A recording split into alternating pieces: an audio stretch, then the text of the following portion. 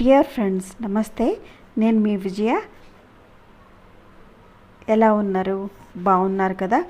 So ఇవాళ నేను మీతో ఆంధ్ర స్టైల్లో గోంగూర పచ్చడి టేస్టీగా తక్కువ ఇంగ్రీడియంట్స్తో ఎలా చేసుకోవాలి అన్నది నేను మీతో షేర్ చేసుకోబోతున్నాను. చాలా సూపర్ ఉంటుందండి ఈ పచ్చడి. మీరు కూడా ఒకసారి ఈ విధంగా ట్రై చేసి చూడండి. దీనికి కావాల్సిన పదార్థాలు ఏంటో చూసేద్దాము. ఒక పాన్ తీసుకుని ఒక పావు కప్పు నువ్వులు వేసి దోరగా డ్రై ఫ్రై చేసేసుకుంటున్నాను. నూనె వేయాల్సిన అవసరం లేదు. ఇలాగే రోస్ట్ చేసుకోవాలి. మంచి స్మెల్ వచ్చి చిటపటమని సౌండ్ వస్తున్నప్పుడు మనం దీన్ని తీసుకుని పక్కన పెట్టేసుకుందాము. నేను ఈ పచ్చడిలోకి 6 కట్టలు, హైదరాబాద్లో 6 కట్టలు అంటే కట్ట ఎంత సైజు ఉంటుందో మీకు తెలుసు కదా. 6 కట్టలు గోంగూర అయితే తీసేసుకున్నాను. నువ్వులు చూసారు కదా, కొంచెం కలర్ టర్న్ అయిపోయింది. దీన్ని తీసి పక్కన పెట్టేసుకుందాము.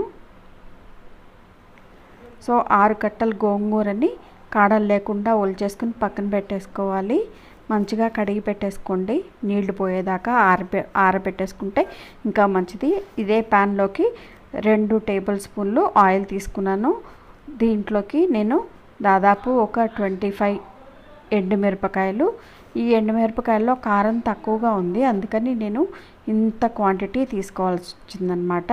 సో అలాగే ఒక పెద్ద టేబుల్ స్పూను ధనియాలు కూడా వేసేసి, ఎండుమిరపకాయలు ధనియాలు ఈ నూనెలో దోరగా ఫ్రై చేసుకుని దీన్ని కూడా ఒక ప్లేట్లోకి తీసుకుని పక్కన పెట్టేసుకోవాలన్నమాట.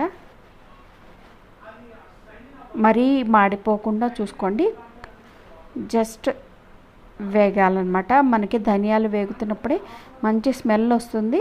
అలాంటప్పుడే మనం దీన్ని స్విచ్ ఆఫ్ చేసుకుని ఫ్లేమ్ని దీన్ని తీసుకుని సైడ్కి పెట్టేసుకోవాలి. తీసేసుకున్నాను. సో మళ్ళీ దీంట్లోకి ప్యాన్లోకి మళ్ళీ 2-3 టేబుల్ స్పూన్ ఆయిల్ యాడ్ చేసుకోండి. ఎందుకంటే గోంగూర ఆయిల్లో వేగితేనే మనకి పచ్చడి చాలా టేస్ట్గా వస్తుందన్నమాట. కాడలు లేకుండా కట్ చేసి పెట్టుకున్న గోంగూరని వేసేసేయాలి. వేసేసి ఉప్పు అవేమీ వేయకుండా దీన్ని ఆయిల్లోనే ఫ్రై చేద్దాము.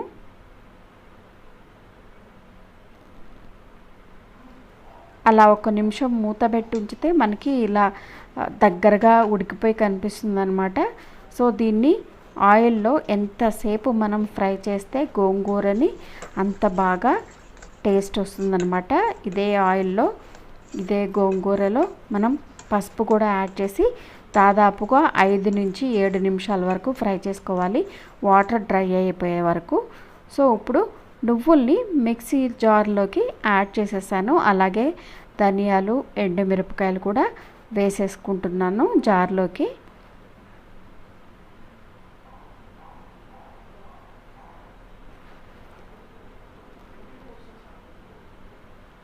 ఈ పచ్చడిలో కొంచెం నూనె ఎక్కువ పడుతుందండి. నూనె ఎక్కువ ఉంటేనే గోంగూర పచ్చడి చాలా టేస్టీగా వస్తుందన్నమాట. సో 1 స్పూను జీలకర్ర, అలాగే టేస్ట్కి తగినంత సాల్ట్, పొట్టు తీసి పెట్టుకున్న వెల్లుల్లిపాయలు ఒక 15 వేసేసి కచ్చపచ్చగా ఇలా గ్రైండ్ చేశాను. ఎంత ఫైన్గా పౌడర్ చేసుకోగలిగితే అంత ఫైన్గా మీరు పౌడర్ చేయండి. గోంగూర వేసిన తర్వాత ఇవి గ్రైండ్ అవ్వవు అనమాట.